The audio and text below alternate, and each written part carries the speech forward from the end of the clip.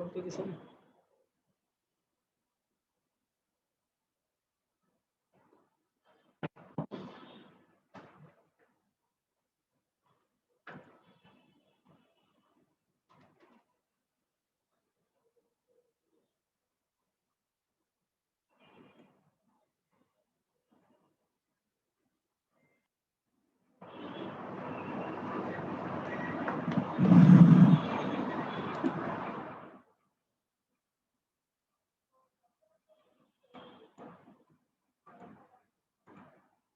Share করছি।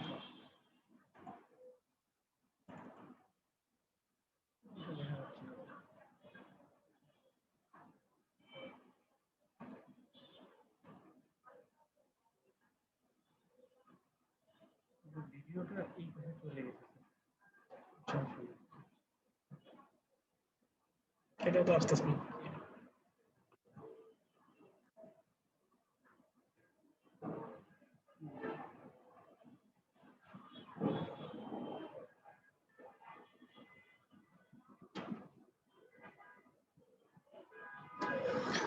আসসালামু আলাইকুম। আজকের principal of surgery to solve ক্লাসে আপনাদের সবাইকে স্বাগতম জানাচ্ছি। আমি doctor Mohammad Arshad Hossain, FCBS part 1 pass করেছি জানুয়ারি 2019-এ। আপনি তো আমাদের আজকে প্রিন্সিপাল অফ সার্জারি 1 এও আপনাদের সাথে দেখা হয়েছিল। প্রিন্সিপাল অফ সার্জারি 2 তে আমাদের যেটা স্পেসিফিক পয়েন্ট সেটা হচ্ছে যে আমরা আগেও বলেছিলাম, প্রিন্সিপাল অফ সার্জারি 1 এও বলেছি যে প্রিন্সিপাল অফ সার্জারিটা আমাদের জন্য খুবই গুরুত্বপূর্ণ সার্জনদের জন্য। আপনি যে ফ্যাকাল্টি হন না কেন, আপনি ইউরোলজিতে পরীক্ষা দেন অথবা অর্থোপেডিক্স দেন, যাই দেন না কেন, প্রিন্সিপাল অফ সার্জারিটা আপনাদেরকে ভালো করে জানতে হবে। তো প্রিন্সিপাল অফ সার্জারিতে আমরা সাধারণত যে বিষয়গুলা আলোচনা করে থাকি সেটা হচ্ছে যে একদম সার্জারির বেসিক যে অংশগুলো আছে, বেসিক অংশগুলো আমরা ভালো করে পড়িয়ে দিয়ে থাকি। তো এখানে আপনাদেরকে একটু গুরুত্ব দিয়ে পড়তে হবে এবং বারবার পড়তে হবে। প্রিন্সিপাল অফ সার্জারিটা মনে রাখার সহজ বুদ্ধি হচ্ছে আপনাকে বারবার এটা রিভাইজ করতে হবে, বারবার রিক্যাপচুলেট করতে হবে। একবার পড়লে, দুইবার পড়লে আপনার মনে থাকবে না। তো এই জন্য আমি আপনাদেরকে অনুরোধ করবো যে এটা আপনারা একটু মূল জিনিসগুলো ফোকাস করবেন এবং মূল জিনিসগুলো দাগিয়ে নেবেন এবং ওইটাই বারবার রিভাইজ করবেন, তাহলে আপনাদের জন্য অনেক সহজ হবে।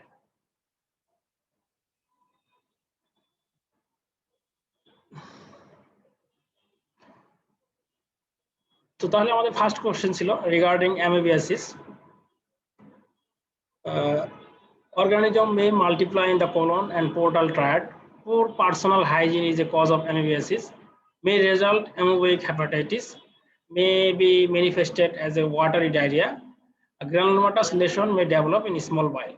অ্যামিবিয়াসিস এবং তাহলে এটা আমাদের খুব ভালো করে পড়তে হবে যে অ্যামিবিয়াসিসের যে এটা আমরা অনেক সময় মাইক্রোবায়োলজিতে পড়ে থাকি, কিন্তু ভেরি লাভে এটা আবার আমাদের সাথে কোরিলেট করতে হবে। তাহলে এখানে যে ইনফরমেশনগুলো দেওয়া আছে, তো আমরা একটা জিনিস একটু আপনাদেরকে বলবো, সেটা হচ্ছে যে এখানে ম্যাক্সিমাম কোশ্চেনের রেফারেন্স একদম আপ টু ডেট রেফারেন্স এবং ভেরি লাভের 27 এডিশন দেওয়া আছে। তো আপনারা যেই টপিকস থেকে কোশ্চেন করা হয়েছে সেই টপিকস এর কোশ্চেনটা একটু আপনারা বা সেই টপিকসটা আপনারা সরাসরি একটু ভেরি লাভ বের করুন।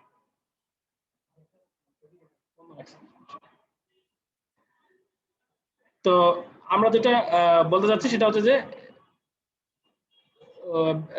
আপনারা চেষ্টা করবেন সেই টপিকসটা একটু ভালো করে দেখে নেওয়ার জন্য। তাহলে যেটা হবে আপনাদের যে যখনই কোনো একটা কোশ্চেন পড়বেন, যখনই একটা কোনো ইনফরমেশন আসবে, মূল বইয়ের সাথে আপনাদের একটা সম্পৃক্ততা থাকবে এবং জিনিসটা মনে থাকবে।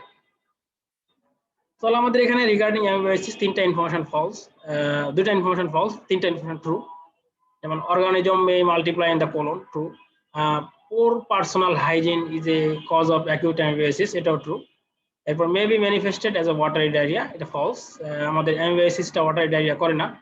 আর granulomatous lesion may be develop in small bowel, false. এই ধরনের কোনো ফিচার আমরা পাই না।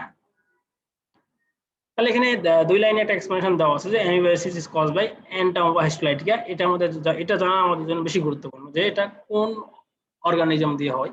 তাহলে অ্যামিবিয়াসিস হচ্ছে আমাদের এন্টামোবা হিস্টোলাইটিকা দিয়ে। তারপর হচ্ছে যে এটা may be manifested as bloody mucoid diarrhoea হতে পারে। তারপর হচ্ছে it may result granulomatous lesion in large bowel. তাহলে এটা আমাদের এন্টামোবা হিস্টোলাইটিকা গ্রানুলোমাটাস লেশন করে হচ্ছে large bowel, not small boil.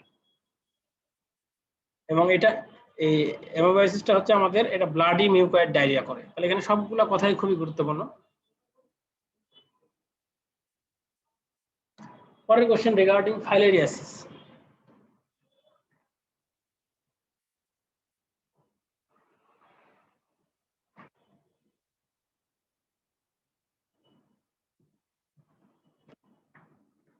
Filariasis সম্পর্কে আমাদের আমরা উশেরিয়া বার্নক্রাফ্টটি পড়েছি, মাইক্রোবায়োলজিতে প্যারাসাইটোলজিতে পড়েছি। জাস্ট ওই মানে আপনার বেরিলাভ যখন পড়বেন, বেরিলাভে কোনো টপিকস পড়বেন, তখন হচ্ছে যে ওই মূল মাইক্রোবায়োলজিটা একবার ভালো করে দেখে নেবেন। মূল মাইক্রোবায়োলজি দেখে নিলে আপনার পড়াটা দেখবেন যে 80% পড়া হয়ে গেছে, বাকি 20% কিছু এক্সট্রা ইনফরমেশন আপনি পাবেন, সেই ইনফরমেশনটা আপনারা দেখে নেবেন।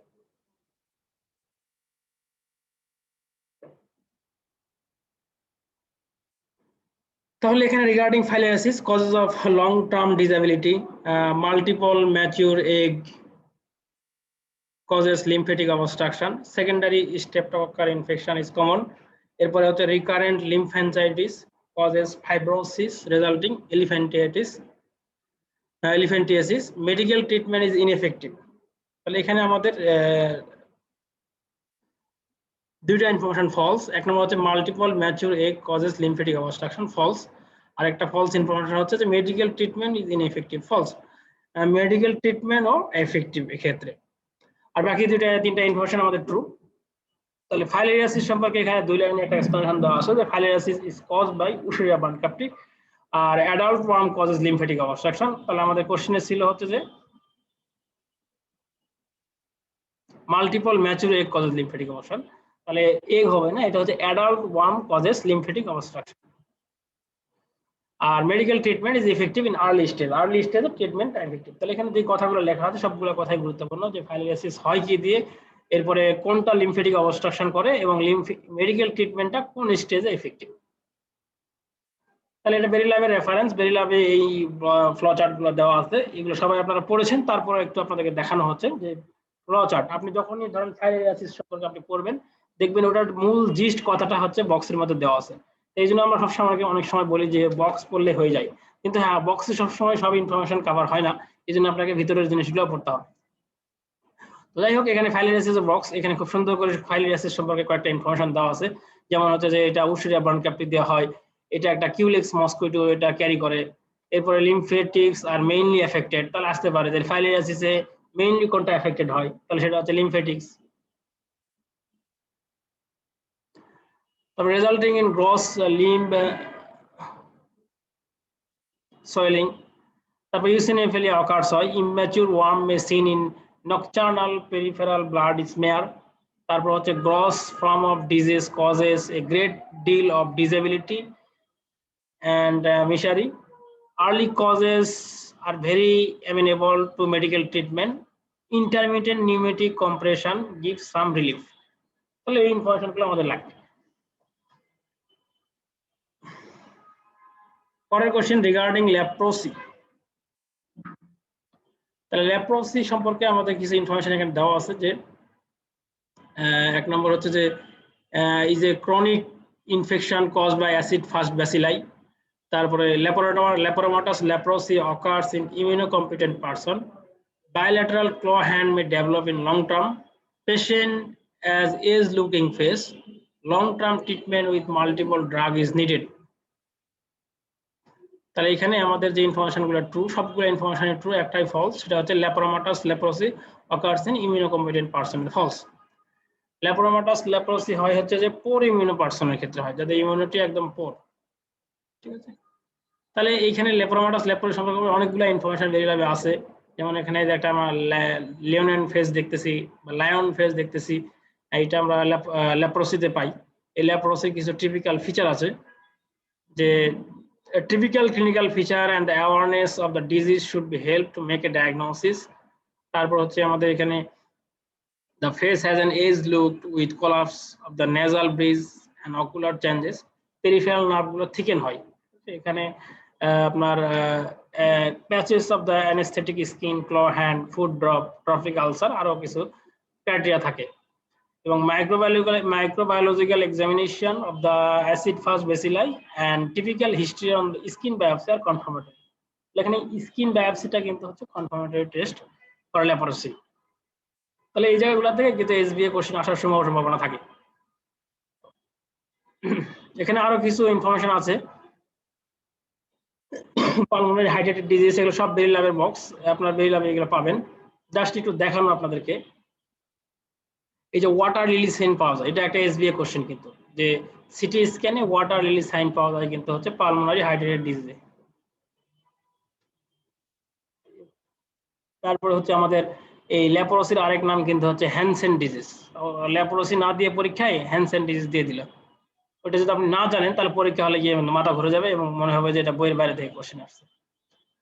তারপর হচ্ছে মাইক্রোব্যাকটেরিয়াম লেপ্রি। মাইক্রোব্যাকটেরিয়াম লেপ্রি সম্পর্কে আমরা mycobacterium tuberculosis, mycobacterium leprae, lepromatous leprosy, tubercular leprosy, এই ইনফরমেশনগুলো আমরা মূল মাইক্রোবায়োলজিতে পড়ে থাকি এবং ওটার সাথে এটা একটু সমন্বয় করতে হবে। দুই একটা এক্সট্রা ইনফরমেশন যেটা থাকে সেটা আমাদেরকে কোড করে নিতে হবে এবং সেই লাইনটাকে মার্ক করে নিতে হবে এবং ক্লিনিক্যালের সাথে ওরিয়েন্টেশন থাকতে হবে বেরি ল্যাব পড়ার সময়।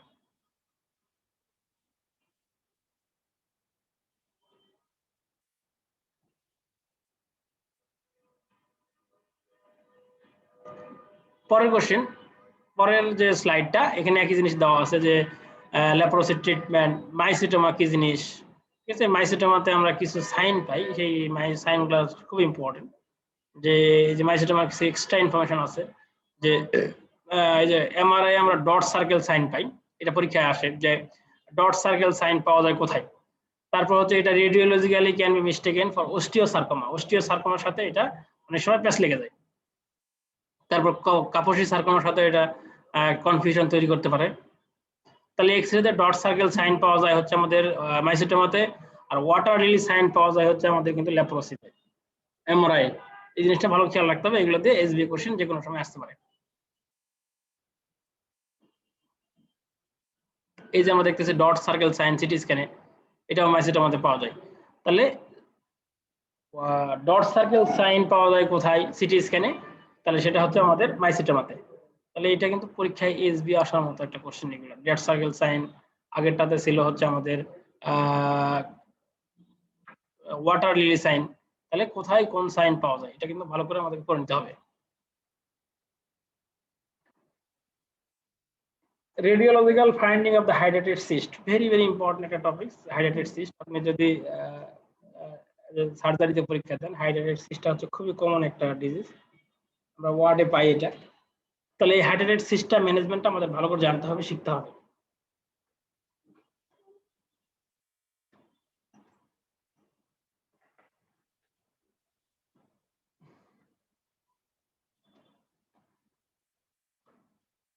তাহলে আমাদের এখানে যে ইনফরমেশনগুলো দেওয়া আছে, in ultrasonogram solid lesion with multiple septation, shaggy and irregular outline cyst wall, calcified cyst wall, abnormality in wall, gallbladder and biliary tract. In CT scan, smooth space occupying lesion with multiple septa. তাহলে এখানে আমাদের প্রথম দুটো information false, যেটা হচ্ছে আল্ট্রাসোনোগ্রামে solid lesion with multiple সেপ্টেশন, এই ধরনের কোনো ফিচার আমরা পাই না। তো বি নম্বরও যেটা আছে সেটা আমরা পাই না, বাকি সবগুলো ট্রু। তাহলে আল্ট্রাসোনোগ্রামে cyst with multiple septation is found, আল্ট্রাসোনোগ্রামে নট সিটি স্ক্যানে। তাহলে সলিড লেশন এখানে বলছে, এখানে আসলে সিস্টিক মাল্টিপল সেপ্টেশন পাওয়া যায়, biliary tract may show abnormality in a gallbladder and bile duct। যাই হোক, আমাদের হাইড্রেটেড সিস্ট সম্পর্কে যে ইনফরমেশনগুলো রাখবে, যে হাইড্রেটেড সিস্টটা কোন প্যারাসাইট দিয়ে হয়, যেমন একাইনোকক্কাস গ্রানুলোসাস দিয়ে হয়, এটা কমনলি এটা হচ্ছে ডগ ট্যাপওয়ার্ম। তারপর এটা ডেফিনিট হোস্ট কি, ইন্টারমিডিয়েট হোস্ট কি, ম্যান হচ্ছে কিন্তু ইন্টারমিডিয়েট হোস্ট। এরপরে হচ্ছে আমাদের এখানে ডেড অ্যান্ড ইন্টারমিডিয়েট হোস্টকে। তারপরে এখানে আমরা কিছু ফিচার পাই এখানে, সেই ফিচারগুলো আমাদের, এবং হচ্ছে যে এটা management, hydrated system management, CT স্ক্যানে আমরা কি ফাইন্ডিং পাবো, ম্যানেজমেন্ট কি, এই বিষয়গুলো হচ্ছে আমাদের খুব ইম্পর্টেন্ট পরীক্ষায়। তো আমরা যেহেতু মাইক্রোবায়োলজিতে শুধু পড়ি যে এটা কি জিনিস, ডেফিনিট হোস্টকে, ইন্টারমিডিয়েট হোস্টকে, ডেড অ্যান্ড ইন্টারমিডিয়েট হোস্ট কি, বাট এটা ট্রিটমেন্টটা ওইভাবে ওখানে কিন্তু মাইক্রোবায়োলজিতে থাকে না। তাহলে এটা কিন্তু খেয়াল রাখতে হবে, এই ট্রিটমেন্টটাই হচ্ছে বেরি ল্যাবে খুব সুন্দর করে দেওয়া আছে। দেখেন এখানে খুব ভালো করে দেওয়া আছে যে এখানে পেয়ার আমরা একটা অপারেশন করতে পারি, বা এখানে আমরা অ্যালবেন্ডাজল ফুল কোর্স দিব, আরো কিছু এক্সক্লুসিভ ইনফরমেশন আপনারা এই বেরি ল্যাবে পাবেন।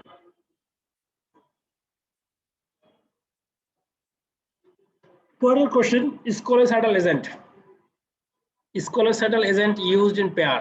তাহলে আমরা কি কি স্কোয়ার এজেন্ট ইউজ করি? একটা হচ্ছে 75% ইথানল, আর একটা হচ্ছে 1% propanol iron, not 90% normal saline, not 90% hypertonic solution, not ethylene oxide.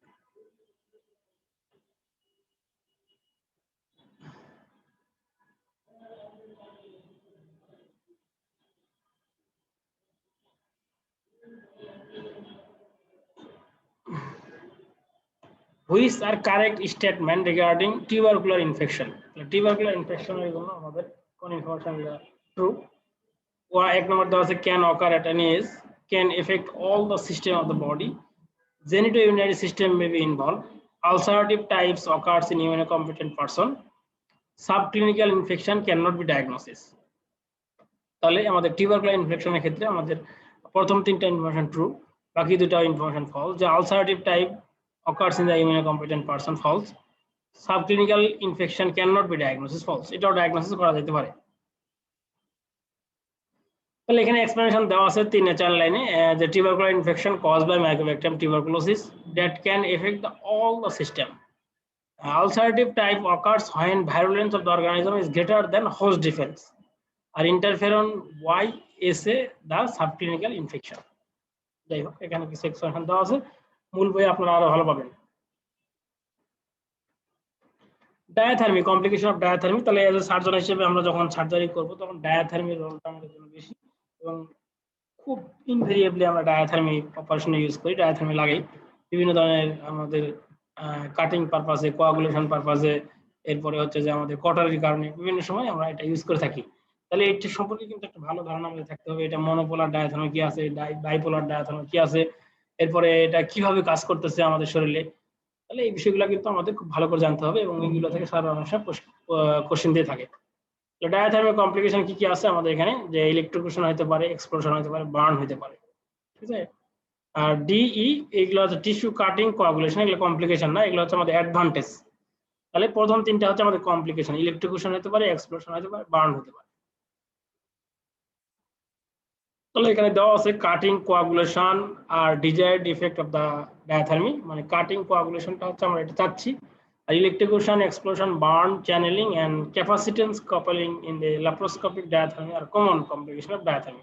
চারটা জিনিস, একটা হচ্ছে ইলেকট্রিকেশন, এক্সপ্লোশন, বার্ন আর হচ্ছে চ্যানেলিং, চ্যানেলিং এন্ড হচ্ছে ক্যাপাসিটেন্স কাপলিং। পরের question, absorbable suture material are. তাহলে অ্যাবজর্বেবল সুচার ম্যাটেরিয়ালস কি আছে? তাহলে সুচার ম্যাটেরিয়াল সম্পর্কে আমাদের একটা ভালো আইডিয়া থাকতে হবে, যে কোন কোন ধরনের সুচারের স্ট্রেংথ কেমন, কোনটার কতদিন পর্যন্ত অ্যাবজর্ব হয়, কোনটা অ্যাবজর্বেবল, কোনটা নন অ্যাবজর্বেবল, অ্যাবজর্বেবল আমরা কোথায় ইউজ করব, নন অ্যাবজর্বেবল আমরা কোথায় ইউজ করব, কোনটার স্ট্রেংথ বেশি। হ্যাঁ, এই বিষয়গুলো হচ্ছে যে একদম এজ এ জেনারেল সার্জন হিসেবে আপনার এই বিষয়গুলো খুব ভালো করে জানতে হবে। এটা এখন পরীক্ষার সময় লাগবে, এবং এটা পরবর্তীতে আপনার ট্রেনিং পিরিয়ডে লাগবে, আলটিমেটলি সব সারা জীবনে লাগবে এই বিষয়গুলো। তাহলে অ্যাবজর্বেবল সুচার ম্যাটেরিয়াল কি কি আছে আমরা এটা মনে রাখি, হচ্ছে যে একটু পরে আমি বলতেছি। তাহলে এখানে আছে পলিগ্ল্যাকটিন, ক্রমিক ক্যাটগাট আর হচ্ছে পলিগ্লাইকোলিক অ্যাসিড, তিনটা। তাহলে suture are used in biliary and urinary tract needed to be absorbable in order to minimize the risks of stone production. Catgut, polyglactin এবং polyglycolic acid are absorbable suture। আমরা এখানে absorbable suture এবং non absorbable suture একটা সূত্র আছে, যে সবগুলা মানে যার সাথে জি আছে, এই যে ক্যাটগাট, পলিগ্ল্যাকটিন, পলিগ্লাইকোলিক অ্যাসিড, এরকম জি যার নামের সাথে আসে সাধারণত আমরা ধরে রাখি যেটা হচ্ছে অ্যাবজর্বেবল, আর বাকি সবগুলো হচ্ছে নন অ্যাবজর্বেবল। তাহলে আমরা পরীক্ষায় ইনভেরিয়েবলি মানে সরি আমরা ওয়ার্ডে বা আমরা ওটিতে কোন অপারেশন থিয়েটারে আমরা কোন ধরনের সুচার বেশি ইউজ করি, কোনটার স্ট্রেংথ বেশি, কোনটা স্কিন ইরিটেশন বেশি করে, হ্যাঁ এই বিষয়গুলো হচ্ছে আমাদের খুব ভালো করে ধারণা থাকতে হবে। এই বক্সটা আপনারা করবেন, ভেরি ল্যাবে খুব সুন্দর করে দেওয়া আছে, এটা এখানে দেখা যাচ্ছে না, তবে এটার পেজ নাম্বার হচ্ছে 93। 93 পেজে গেলে আপনারা এই বক্সটা পাবেন, খুব সুন্দর করে দেওয়া আছে এখানে। এই মানে যেই কয়টা সুচার আমরা ম্যাটেরিয়াল আমরা সবচেয়ে বেশি ইউজ করি ওইগুলো আপনারা একটু ভালো করে করবেন। তবে পরীক্ষায় এটাই বেশি আসে যে অ্যাবজর্বেবল কোনটা, নন অ্যাবজর্বেবল কোনটা।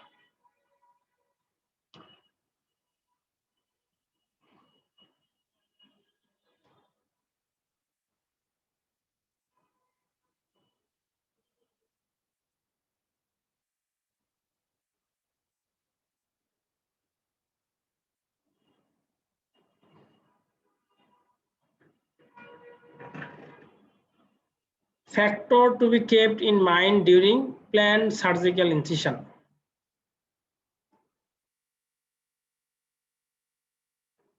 তাহলে আমরা প্ল্যান সার্জিক্যাল ইনসিশন আমরা কি মনে রাখবো, কি ফ্যাক্টর রাখবো, মানে এই জিনিসগুলো আমাদের মনে রাখতেই হবে। সেটা হচ্ছে একটা এই নম্বরে দেওয়া আছে parallel to the Langer lines, perpendicular to the crease line, তারপর হচ্ছে away from the bony prominence area, thing for cosmetically accept scar for exposed part, always small injection only for cosmesis. তাহলে এই নম্বরে হচ্ছে parallel to the Langer line, এটা ঠিক আছে। Perpendicular to the crease line false, away from the bony prominence area, আমরা bony prominence এরিয়াগুলো avoid করবো, এটা true. Thing for cosmetically acceptable scar for exposed part, এটা খেয়াল রাখতে হবে যত আমাদের যতটুকু পারা যায় এটা হচ্ছে যে কসমেটিক্যালি ভালো দেখতে হবে, এরকম চেষ্টা থাকবে। অলওয়েজ স্মল ইনসিশন আমরা দিব না, ঠিক আছে। যেখানে যত ধরনের ইনসিশন লাগবে আমরা সেটাই দিব। আমরা যদি ইনসিশন কম দিয়ে আমরা একটা জায়গায় যদি কাজ করতে গিয়ে আরেকটা জায়গায় ইনজুর্ড করে ফেলি, তাহলে কিন্তু সেটা আর আমাদের মূল কাজটা হলো না, একটা করতে গিয়ে আমরা আরেকটা খারাপ কাজ করে ফেললাম। তাহলে আমাদের চেষ্টা থাকতে হবে ইনসিশনটা সবসময় স্মল না, স্মল ইনসিশন যেকোনো প্রয়োজনে যত বড় ইনসিশন দিতে হবে তত কোনো সমস্যা নেই। এই জন্য আমাদের ই নম্বর অপশনটা ফলস। তাহলে আমাদের বাকিগুলো ট্রু। এখানে কিছু এক্সপ্লেনেশন দেওয়া আছে, এটা আপনারা ভালো করে পড়লে হবে, যে এই স্কিন টেনশন লাইনস বা Langer's line, incision place parallel to this line result in better scar. তাহলে স্কিন টেনশন লাইন যেটা আছে সেই লাইনে আমরা দেওয়ার চেষ্টা করবো। Anatomical structure, incision should avoid bony prominence and crossing skin creases if possible. মানে যেখানে আমাদের বনি প্রমিনেন্স আছে এবং স্কিন ক্রসিং আছে, এগুলো আমরা অ্যাভয়েড করার চেষ্টা করব। Cosmetic factor, any incision should be made bearing in the mind the ultimate cosmetic result, especially in exposed part of the body, as an incision is only the part of the operation the patient sees. Adequate access for procedure, the incision must be functionally effective for the procedure in hand.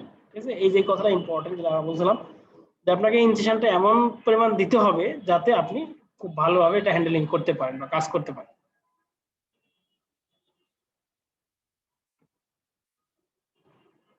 পরের question, during chest drain tube removal following should be kept in mind. তাহলে আমরা যেহেতু surgery নিয়ে কাজ করব, তাহলে আমাদের drain tube ম্যানেজমেন্টগুলো খুব ভালো করে শিখতে হবে। একটা ড্রেন টিউব আমরা কিভাবে দেই, একটা ড্রেন টিউবে আমরা কিভাবে মনিটরিং করি, এবং কখন আমরা একটা ড্রেন টিউব অফ করি, এবং ড্রেন টিউবের আমরা কি কি ড্রেন টিউবে কি কি স্টাডি করি আমরা। তাহলে এই বিষয়গুলো কিন্তু আমাদের খুব ভালো করে পড়তে হবে এবং এগুলো থেকে পরীক্ষায় ইনভেরিয়েবলি কোশ্চেন আসে। তাহলে এখানে দেওয়া আছে যে ড্রেন টিউব রিমুভালের ক্ষেত্রে আমরা কি কি মনে রাখবো। তাহলে একটা হচ্ছে bubbling has stop for 24 hours, no bubbling when the patient cough, chest X-ray showed at the lung is fully expanded. এটা চেস্ট ড্রেন টিউবের ক্ষেত্রে বলা হচ্ছে। The remove during breath out and hold condition should do a chest x-ray after 7 days of drain removal. তাহলে আমাদের এখানে দেওয়া আছে এক নম্বর যেটা bubbling has stop for 24 hours, to no bubbling when the patient calf, true. তারপর হচ্ছে একটা চেস্ট এক্সরে করে আমরা দেখবো লাং ফুল এক্সপান্ড হয়েছে কিনা। আর remove during breath out in and hold condition, false. সে শ্বাস নিয়ে ধরে রাখবে, ঠিক আছে, ব্রেথ ইন হবে নট আউট। আর should do chest x-ray after 7 days of drain, false. এই ধরনের কোনো ইনস্ট্রাকশন আমাদের নাই। তাহলে এখানে একটা এক্সপ্লেনেশন দেওয়া আছে যে remove during breath in hold, তাহলে ব্রেথ ইন নট আউট, আমাদের এখানে আউট ছিল এই জন্য অ্যান্সারটা ফলস হয়ে গিয়েছে। And hold condition so that no air can enter into the pleural space. সে যদি বাতাসটা নিয়ে যদি হোল্ড করে রাখে তাহলে কিন্তু গাড়ি যেমন প্লুরাল স্পেসটা কমে যাচ্ছে, এই জন্য এখানে কোনো এয়ার থাকতেছে না বা ঢুকতেছে না। Should do chest x-ray after 24 hours to 48 hours of drain removal. মানে একটা চেস্ট ড্রেন টিউব আমরা রিমুভ করার পরে আমরা 24 ঘন্টা পরে আর আরেকটা এক্সরে করে দেখতে পারি যে কোনো লাং ফুল এক্সপ্যান্ড করছে কিনা বা কোনো সমস্যা আছে কিনা। তাহলে এখানে আমরা জাস্ট অল্প করে দেখানোর চেষ্টা করেছি যে এই বেয়ারিল লাভের এই চ্যাপ্টারগুলোতে এই জায়গাগুলোতে চেস্ট ড্রেন নিয়ে খুব সুন্দর করে দেওয়া আছে, যেটা চেস্ট ড্রেন আমরা কিভাবে দিব, কোন অ্যাঙ্গেলে দিব, যেমন সেফটি ট্রায়াঙ্গেল একটা কথা আছে, এই জায়গায় কেন দেই, এখানে কি ভাইটাল স্ট্রাকচার এখানে আশেপাশে দিয়ে আছে। তারপরে হচ্ছে যে এখানে আমরা কোন ইন্টারকোস্টাল স্পেস, যেমন ফিফথ ইন্টারকোস্টাল স্পেস বরাবর আমরা চেস্ট ড্রেন টিউবটা দেই। এরপরে এই ড্রেন টিউবটা আমরা কিভাবে মনিটরিং করব, ওয়াটার সিল ড্রেনেজ যেটা আমরা বলতেছি, ইয়ার কলাম ওঠানামা দেখতে হবে, এরপরে এখানে কালারটা দেখতে হবে, অ্যামাউন্টটা দেখতে হবে। এরপরে আমরা কখন এই ড্রেন টিউবটা রিমুভ করব এবং সেই অ্যামাউন্টটা কত, মানে ডেইলি যদি যে পরিমাণ কখন অ্যামাউন্ট আসবে সেই অ্যামাউন্ট দেখে আমরা এটা রিমুভ করতে পারবো। পাসের ক্ষেত্রে আমরা কিন্তু কি করণীয়, বা ব্লাডের ক্ষেত্রে আমরা কি করতে পারি, ঠিক আছে, এগুলা মানে পরিমাণটা নির্ভর করবে। যেমন আমাদের যদি পুরো সেরাস ফ্লুইড যদি আসে 100 ml পর্যন্ত যদি আসে 24 আওয়ারে, বা তাও কিন্তু আমরা ড্রেন টিউব অফ করতে পারি। কিন্তু পাস যদি 5 ml আসে তাহলে সেক্ষেত্রে কিন্তু আমরা অফ করতে পারবো না, মানে এক্সট্রা প্রিকশন এখানে নিতে হবে। এরকম ব্লাডও যদি আসে 5 ml তাহলে ক্ষেত্রে আমাদেরকে এক্সট্রা প্রিকশন নিতে হবে। তার এখানে একটা টি টিউবের বিষয় থাকে, যে টি টিউবটাও আমরা কিভাবে এটা দেই, কিভাবে এটা আমরা মেনটেন করি এবং আলটিমেটলি কখন আমরা এটা রিমুভ করব, এরকম এই বিষয়গুলো একটু আপনারা ভালো করে দেখে নেবেন।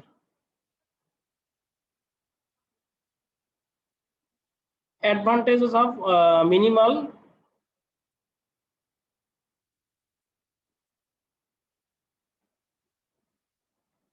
advantage of minimal access surgery.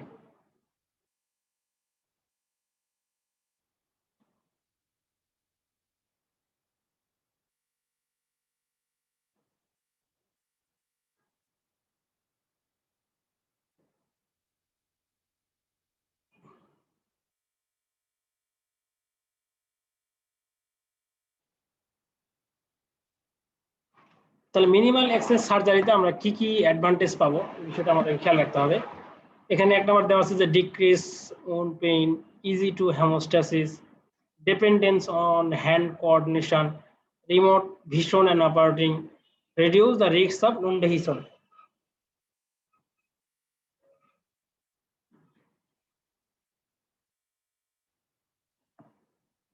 তাহলে এখানে আমাদের আনসার কি কি হলো?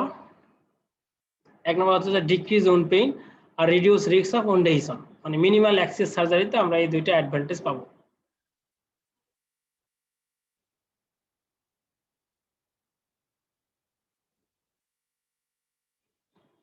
তাহলে এখানে কয়েকটা অপশন দেওয়া আছে, এটা আমরা বেরিলাভে পাবো, বেরিলাভের 108 110-এ পাবো। এখানে আমরা দিচ্ছি যে advantage of minimal access surgery, মানে মিনিমাল অ্যাক্সেস সার্জারি কি কি অ্যাডভান্টেজ আছে। এক নম্বর হচ্ছে decrease in wound sound, wound size, reduction in wound infection and adhesion and bleeding, herniation and nerve entrapment, decrease in wound pain, improve mobility, decrease on trauma, decrease heat loss, improve visualization. তাহলে এইগুলো হচ্ছে আমাদের advantage of minimal access surgery. Advantages of drain, মানে একটা drain tube আমরা কেন দেই, সেখান থেকে আমরা কি কি অ্যাডভান্টেজ পেতে পারি। তাহলে এখানে দেওয়া আছে নম্বরে remove intraoperative collection, provide track for lateral drainage, provide signal for anaesthetic leakage, decrease on infection, decrease pulmonary infection function. তাহলে আমাদের প্রথম তিনটা যে আছে, যে রিমুভ ইন্ট্রাপারেটিভ কালেকশন, এটা একটা ট্রু। আমরা ড্রেন টিউব কেন দিই, যে আমরা পার অপারেটিভে কিছু কালেকশন থাকে, কিছু সেই কালেকশনগুলো কিন্তু দিতে চলে আসে। এরপরে এখানে যদি এক্সট্রা কোনো কালেকশন জমে পরবর্তীতে সেটাও কিন্তু দিতে চলে আসবে। তো এখানে আমরা এই তিনটা বেনিফিট পাই। একটা হচ্ছে যে প্রোভাইড সিগন্যাল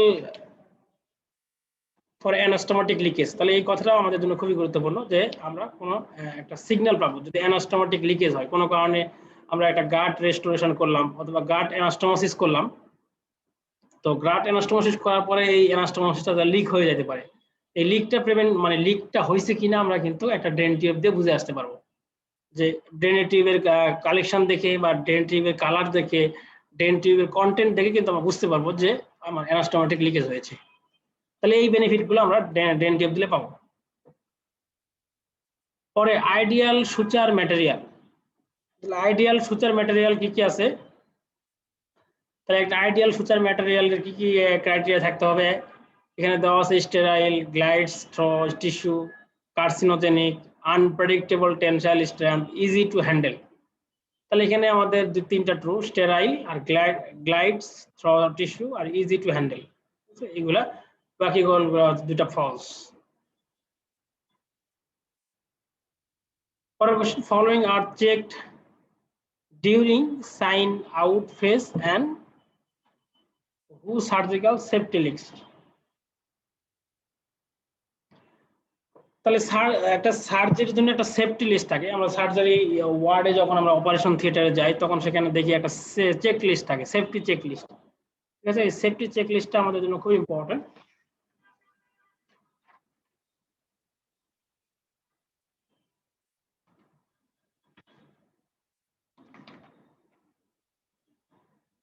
তাহলে এখানে কি কি আছে, যেমন আমি বলছি সাইন আউট ফেস। ঠিক আছে, sign out phase, sign in আছে, সাইন আউট আছে, আরো কিছু ব্যাপার স্যাপার আছে। তো ওখানে আমরা যদি ওই ছবিটা দেখি তাহলে কিন্তু আমাদের হয়ে যাবে। তো এখানে কি কি দেওয়া আছে, এখানে হচ্ছে surgeon briefing for unexpected event. কি কি হইতে পারে সে আনএক্সপেক্টেড ইভেন্ট সম্পর্কে একটা ব্রিফিং করবে। Verbal confirmation regarding patient and site of operation, verbal একটা কনফার্মেশন থাকবে।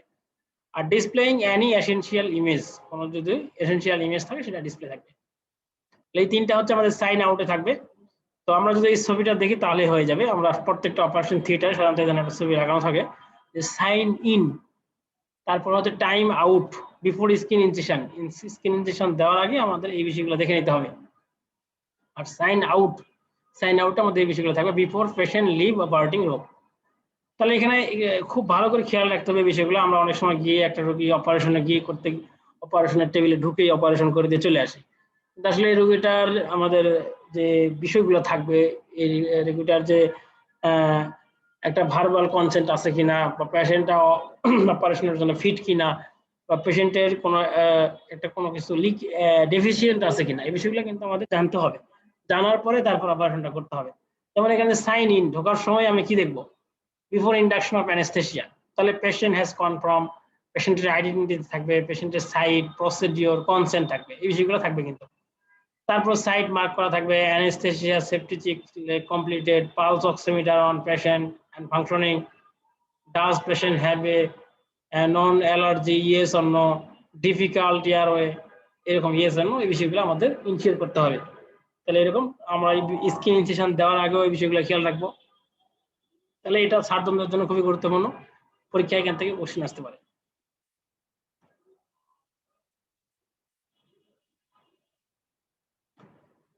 তাহলে 1 থেকে 15 পর্যন্ত ছিল আমাদের এমসিকিউ, এরপরে আমাদের 16 থেকে 30 পর্যন্ত হচ্ছে এসবিএ। তো এসবিএ তো আমরা এর আগেও বলেছি, এসবিএটাই হচ্ছে আমাদের টার্ম কার্ড, এসবিএটাই হচ্ছে আমাদের পাস করার জন্য মূল আকর্ষণ। তো এই জায়গাটাতে আমাদের খুব ভালো করে পড়তে হবে, খুব ভালো করে মানে একটা জিনিস চিন্তা করতে হবে, এরপর আনসার করতে হবে। এসবি এর ক্ষেত্রে আমি সবসময় বলি আমরা 3 ধরনের কোশ্চেন পাবো। একটা কোশ্চেন আমরা সরাসরি পাবো যে লফলার সিনড্রোম কি দিয়ে হয়, যেমন এখানে এই কোশ্চেনটা আসছে, তাহলে এটা আমরা জানি যে অ্যাসক্যারিয়াস লম্বিকয়েডস দিয়ে হয়।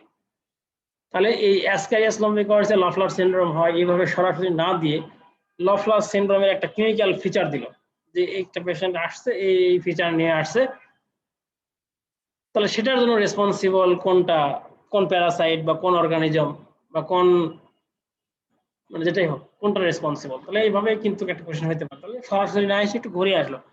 আরেকটা একদমই আপনার একটু আনকমন টাইপের আসবে, হয়তো আসলো যে অ্যাসক্যারিয়াস লম্বিকয়েডস এর দিয়ে একটা আনকমন একটা ইনফরমেশন আসলো।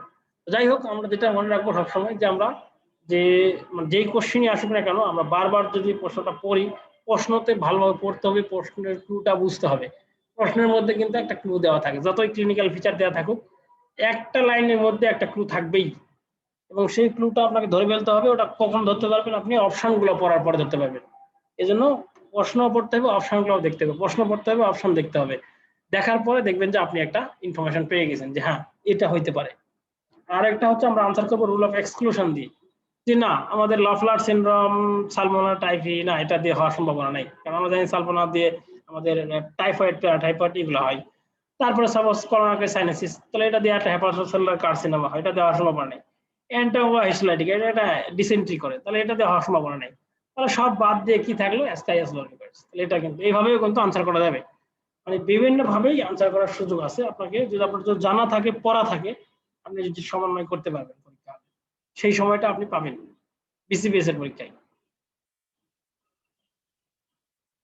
তাহলে একটু আগে যেটা বলছিলাম যে একটা পেশেন্টের ড্রাই কফ, চেস্ট পেইন, ডিসনিয়া, ফিভার এগুলো থাকতে পারে, এই সবগুলো মিলেই হচ্ছে লফলার সিনড্রোম।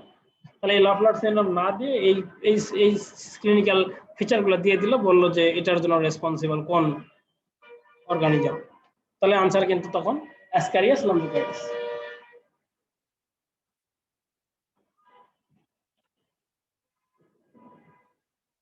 এরপরে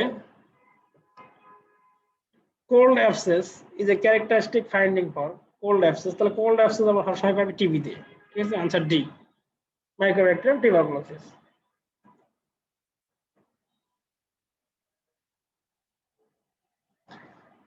তাহলে এখানে টিউবারকুলোসিসে আমরা রিজিওনাল লিম্ফ্যাডিনোপ্যাথি ডেভেলপ করে which in terms to result cold abscess. Cold abscess is painless fluctuant mass which is not warm. মানে এখানে কোনো নো সাইন অফ ইনফ্লামেশন আমরা পাই, এই জন্য এটাকে আমরা বলি কোল্ড অ্যাবসেস। সাইন অফ ইনফ্লামেশনে আমরা জানি যে এখানে একটা রেডনেস হয়, ওডর হয়, তারপর টেম্পারেচারটা রেইজ থাকে, কিন্তু এখানে কোনো সাইন অফ ইনফ্লামেশন থাকে না। এই জন্য আমরা বলতেছি এই টিবি মাইক্রোব্যাকটেরিয়াম টিউবারকুলোসিসে যেটা হয় সেটা হচ্ছে cold abscess.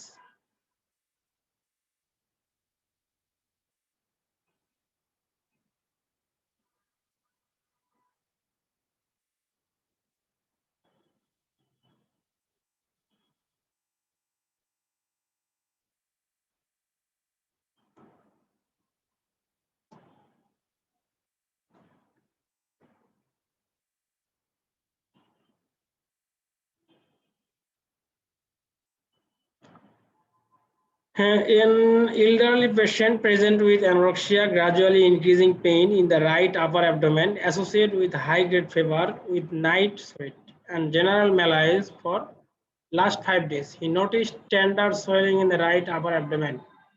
What will be the might probable cause of it? তাহলে এখানে আমাদের হাই গ্রেড ফিভার দেওয়া আছে, নাইট সোয়েট আছে এবং জেনারেল ম্যালাইজ আছে। এই পেশেন্টের ডায়াগনোসিস মোস্ট প্রবলি হচ্ছে একটা অ্যামোবিক লিভার অ্যাবসেস। ঠিক আছে, তাহলে আমরা এখানে দেখেন এই ধরনের কোশ্চেনে কিন্তু আমরা খুব বেশি সরাসরি কমন পাই না এই কোশ্চেনটা, কিন্তু মানে এটা সেকেন্ড টাইপ অফ কোশ্চেনের মধ্যে এটা পড়ে নাই যে একটা জিনিস আপনি পড়ছেন সরাসরি আসে ঘুরে আসছে। তাহলে এই দিকগুলোর ক্ষেত্রে আমাদের রুল অফ এক্সক্লুশন করতে হয় যে হ্যাঁ, রাপচার্ড লিভার অ্যানোরিজমকে এই ধরনের ফিচার আসবে, হাইড্রেটেড সিস্টকে এই ধরনের ফিচার আসবে, ইন্টেস্টিনাল টিউবারকুলোসিসে এই ধরনের ফিচার আসার সম্ভাবনা আছে, অ্যাকিউট কোলোসিস্টাইটিস কি আসার সম্ভাবনা আছে। তার মানে এই চারটাতেই আমি পাই নাই, তার মানে আমাদের লাস্ট থাকে হচ্ছে অ্যামোবিক লিভার অ্যাবসেস। তার মানে অ্যামোবিক লিভার অ্যাবসেসে আমরা এই ধরনের ক্লিনিক্যাল সিনারিও পেতে পারি। এরকম দেওয়া আছে, the in amoebiasis right lobe is involve 80% case, left lobe হচ্ছে 10%। The abscess are most common high in diaphragmatic surface of the right lobe.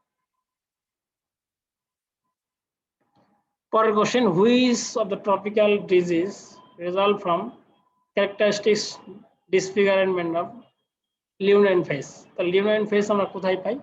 তো আগে পড়ছি আমরা, এটা হচ্ছে আমরা পাই হচ্ছে যে লেপ্রোসিতে। লেপ্রোসি সম্পর্কে এখানে কিছু এক্সট্রা ইনফরমেশন দেওয়া আছে, মানে বইয়ে যেগুলো আছে সেগুলাই দেওয়া আছে।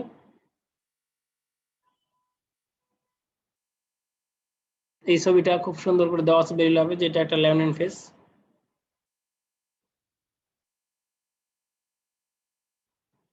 পরের question, for abdominal laparoscopic surgery which is the safe point of insertion of a first trocar। তাহলে আমরা জানি আমরা সবাই ল্যাপারোস্কোপিক সার্জন হব। ল্যাপারোস্কোপিতে আমরা কিছু পোর্ট করি, ঠিক আছে, একটা আম্বিলিকাল, সাব আম্বিলিকাল, সাবকোস্টাল, মানে বিভিন্ন ধরনের পোর্ট করি। এই কোন পোর্ট দিয়ে আমরা কি করি, কোন পোর্ট দিয়ে কোনটা ঢোকানো থাকে, কোনটা দিয়ে ক্যামেরা, কোনটা দিয়ে আমাদের অন্যান্য ইনস্ট্রুমেন্ট, কোনটা দিয়ে আমরা গ্যাস এই ভিতরে, তাহলে এই পোর্টগুলোর ইম্পর্টেন্স এবং কোন পোর্ট কোথায় করি এটা আমাদের কিন্তু ভালো করে জানতে হবে। তাহলে ফার্স্ট ট্রকার সাইট হচ্ছে আম্বিলিকাস, ঠিক আছে, আম্বিলিকাসের এখানে আমরা ফার্স্ট ট্রকার সাইট করি, মানে ফার্স্ট পোর্টটা করি। এখানে এখানে এক্সট্রা ইনফরমেশন দেওয়া আছে যে umbilicus is a convenient and safe point of insertion of the first trocar because the skin here is fused with the peritoneum. তাহলে আমাদের যে স্কিন আছে ইনফিউজগুলো কিন্তু পেরিটোনিয়ামের সাথে ফিউজড হয়েছে। Care must be taken to avoid Baul regardless of the technique employed. Great care and good technique must be employed to avoid injury to the major vessel. And এখানে আমাদের aorta, vena cava, iliac vessel আছে, particularly thin patient, thin female patient who are at the greater risk। তাহলে যারা thin একদম female patient এদের ক্ষেত্রে কিন্তু এই aorta, vena cava, iliac vessel এগুলো ইনজুরি হওয়ার চান্স বেশি থাকে।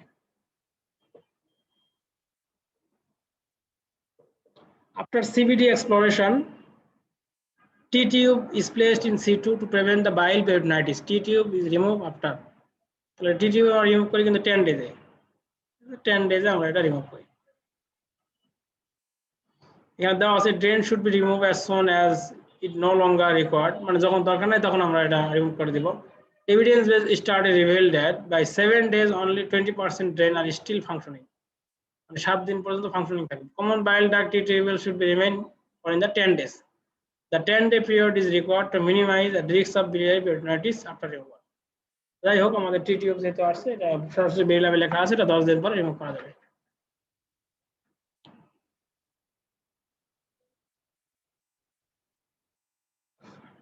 পরের question, after laparoscopic cholecystectomy patient develop acute abdomen with perforated gas containing hollow skull. Surgeon suspect it might be due to diathermy complication. What might be their causes? তাহলে এটা হচ্ছে capacitance coupling of the insulator, ঠিক আছে। এই capacitance coupling of the ইনসুলেটরের কারণে এই ধরনের feature হতে পারে। এখানে দেওয়া আছে যে capacitance coupling, this is a phenomenon in which the capacitor is created by having an insulator sandwich between two metal electrodes. The insulation of the diathermy hook act as the sandwich insulator, and by means of electromagnetic induction, the diathermy current flowing through the hook can induce a current in the metal port, which can potentially damage interperitoneal structure.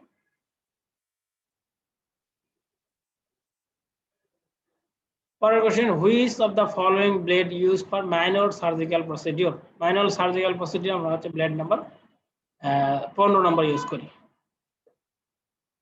ঠিক আছে। তাহলে এখানে আসে যে কোন blade কোথায় use করি, যেমন আমাদের 22 ব্লেড আমরা ইউজ করি ফর হচ্ছে অ্যাবডোমিনাল ইনসিশন, আর 11 নম্বর ব্লেড আমরা ইউজ করি আর্টেরিওটমি, আর 15 নম্বর ব্লেড হচ্ছে আমরা মাইনর সার্জিক্যাল প্রসিডিউর। তাহলে এটা কিন্তু পরীক্ষা আসে, 22টা হচ্ছে আমরা মেজর অ্যাবডোমিনাল ইনসিশনে ইউজ করি, তারপর হচ্ছে 11 নম্বর ব্লেডটা হচ্ছে আমরা আর্টেরিওটমিতে ইউজ করি, আর 15 নম্বর ব্লেডটা হচ্ছে মাইনর সার্জিক্যাল প্রসিডিউর করি।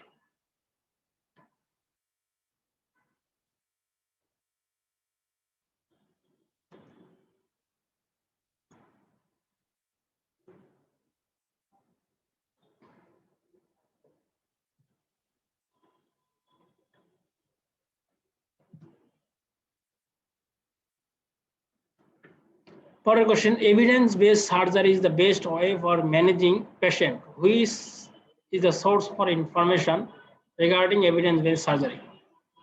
তাহলে evidence-based surgery একটা হচ্ছে যে Cochrane surgery,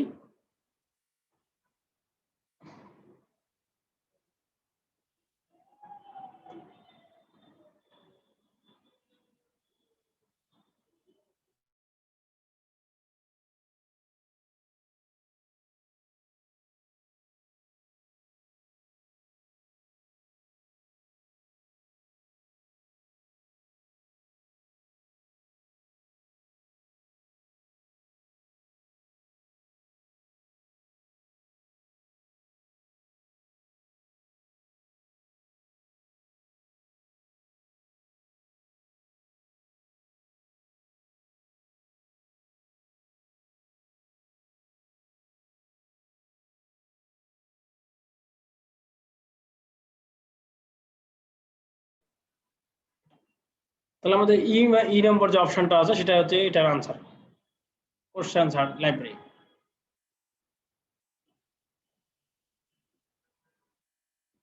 Further question, laparoscopic surgery becoming very popular day by day.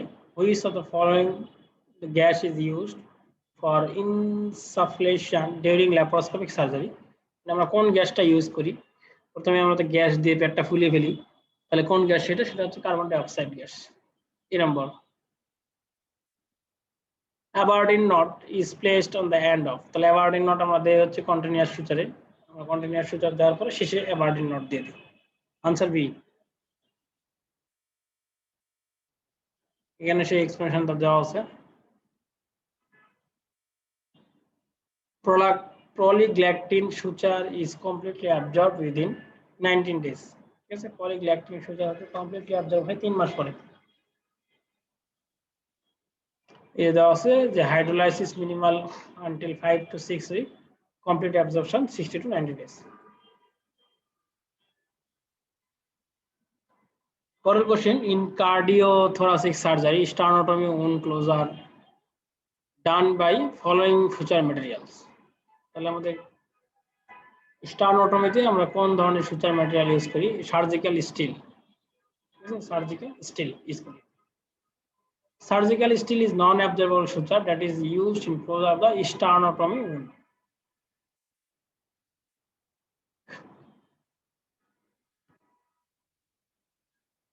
Further question, the tissue glue is an alternative to suture material.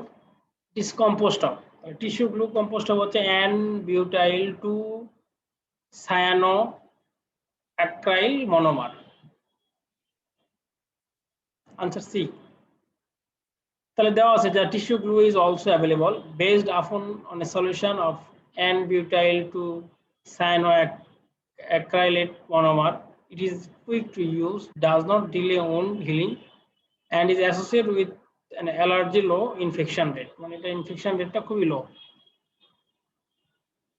Last question আমাদের, a middle aged patient habitat of a slum presented to you with the history of altered bowel habit and long-standing bloody diarrhea.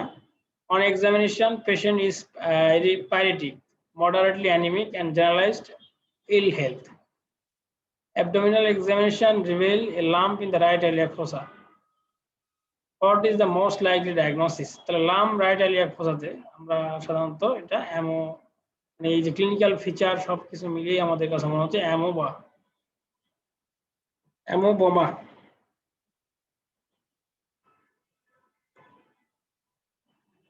This is a chronic graminomatous in arising from a large bowel, most commonly seen in the cecum. It is prone to occur in long-standing amoebic infection that has been treated intermittently with drugs without completion of a full course.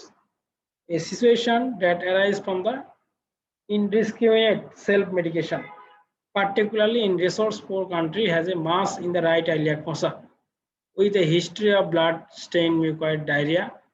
This can easily be mistaken for a carcinoma. তাহলে এটা কার্সিনোমার সাথে কিন্তু এটা mistake হয়।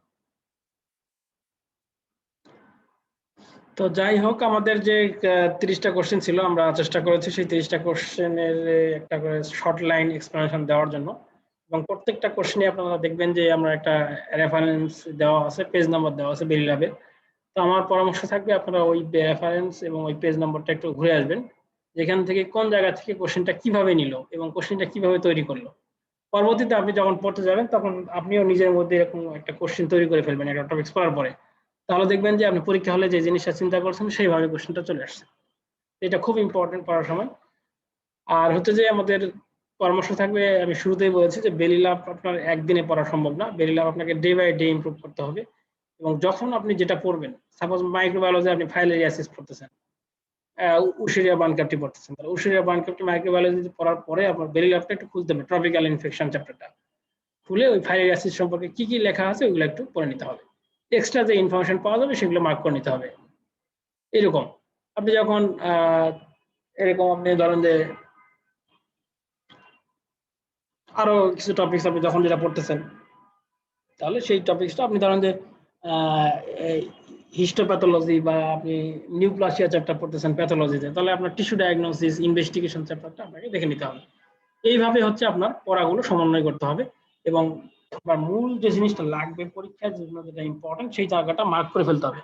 করার পরে বারবার সেই জিনিসটা রিভাইজ করবেন, দেখবেন যে আপনার পড়া আপনার জন্য অনেক সহজ হয়ে গেছে। তো অসংখ্য ধন্যবাদ আপনাদেরকে দীর্ঘক্ষণ আমাদের ক্লাসে থাকার জন্য। আমাদের যে সিনিয়র মেন্টররা থাকেন, সেই মেন্টররা আপনাদেরকে ক্লাসে যে কথাগুলো বলে থাকেন সেই কথাগুলো আপনারা মানার চেষ্টা করবেন এবং সেইভাবে নিজেকে এগিয়ে নিয়ে যাবেন এবং দেখবেন যে আপনাদের প্রিপারেশনটা অনেক সহজ হবে। তো আমার পরামর্শ থাকবে, আপনারা যত প্রস্তুতি খারাপই থাকুক না কেন, প্রত্যেকগুলো পরীক্ষার সময় দেওয়ার চেষ্টা করবেন।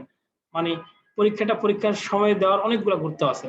যেমন আপনার আজকে একটা পরীক্ষা আছে, আপনি পরীক্ষাটা না দিয়ে বললেন থাক 2 দিন পরে দিব, 2 দিন পরে মনে না থাক 2 দিন পরে দিব, 3 দিন পরে দিবেন, আরেকটা পরীক্ষা এসে জমা হয়ে গেছে, তখন মনে হবে না ওটা বাদ থাক, এটা আগে দিই। এইভাবে দেখবেন যে আপনার পড়ালেখার ডিসকন্টিনিউশন হবে। আমার পরামর্শ থাকবে আপনার যদি প্রিপারেশনটা একটু ঘাটতিও থাকে তারপরে আপনি পরীক্ষাটা দিয়ে ফেলবেন, দিয়ে ক্লাসটি করে ফেলবেন, দেখবেন যে আপনার যে ঘাটতিটা ছিল সেই ঘাটতিটা থাকবে না, অনেকাংশেই সেই ঘাটতিটা দূর হয়ে যাবে। তো আর এফসিপিএস পার্ট 1 পরীক্ষায় আপনার পাস করা ডিপেন্ড করে হচ্ছে 15% হচ্ছে আপনার বেসিক ক্লিয়ার করার উপরে, 15% হচ্ছে যে আপনার ক্লাস 50% ক্লাস মানে পাস করা ডিপেন্ড করে হচ্ছে আপনার কোশ্চেন অ্যানালাইসিসের উপরে, অর্থাৎ কে কত বেশি কোশ্চেন প্র্যাকটিস করছেন সেটা কিন্তু পরীক্ষা হলে এটা প্রমাণ পাওয়া যায়। তো কোশ্চেনের সাথে আপনার বেশি ওরিয়েন্টেড হইতে হবে, বেশি বেশি পরীক্ষা দিতে হবে, বেশি বেশি কোশ্চেন যেখানেই পাওয়া যাবে সেটাই সলভ করতে ফেলতে হবে, তাহলে দেখবেন যে আপনার কনফিডেন্স লেভেলটা বাড়বে এবং আপনি যখন পড়তে যাবেন তখন আপনার পড়াটাও তখন আপনি ধরতে পারবেন, হ্যাঁ এই জায়গা থেকে এই কোশ্চেনটা এইভাবে দিতে পারে, এই জায়গা থেকে এই কোশ্চেনটা এটা দিতে পারে। এবং বারবার পরীক্ষা দিলে আপনার ইম্পর্টেন্ট কিছু টপিকস আছে, সেই টপিকসগুলো থেকে বারবার ঘুরে ফিরে কোশ্চেন আসে, এই জিনিসটাও আপনি ধরতে পারবেন। যাই হোক, আমরা আবার অন্য ক্লাসে আরো অনেক কথা হবে। তো সবাইকে অসংখ্য ধন্যবাদ। প্রিন্সিপাল অফ সার্জারি 1 এবং 2 এই দুটো আমাদের জন্য খুবই গুরুত্বপূর্ণ দুটো ক্লাস ছিল এবং এই দুটো এক্সামও আমাদের জন্য খুবই গুরুত্বপূর্ণ ছিল। তো যারা আমরা পড়ার একটু ল্যাকিং ছিল সেই পড়াগুলো এর মধ্যে শেষ করে ফেলবো এবং নেক্সট যে পরীক্ষা থাকবে সেই পরীক্ষার জন্য ভালোভাবে প্রিপারেশন নিব। তো সবাইকে অসংখ্য ধন্যবাদ। আপনাদের যদি কোনো এর বাইরেও যদি কোনো কোয়ারি থাকে, কোনো এক্সট্রা কোনো বিষয় জানার থাকে, আমাদের ফেসবুক গ্রুপগুলোতে আপনারা কমেন্ট করবেন বা পোস্ট করবেন, আমাদের যে সিনিয়র মেন্টর আছেন তারা চেষ্টা করবেন আপনার সেই বিষয়ে রিপ্লাই দেওয়ার জন্য। সবাইকে অসংখ্য ধন্যবাদ। আসসালামু আলাইকুম।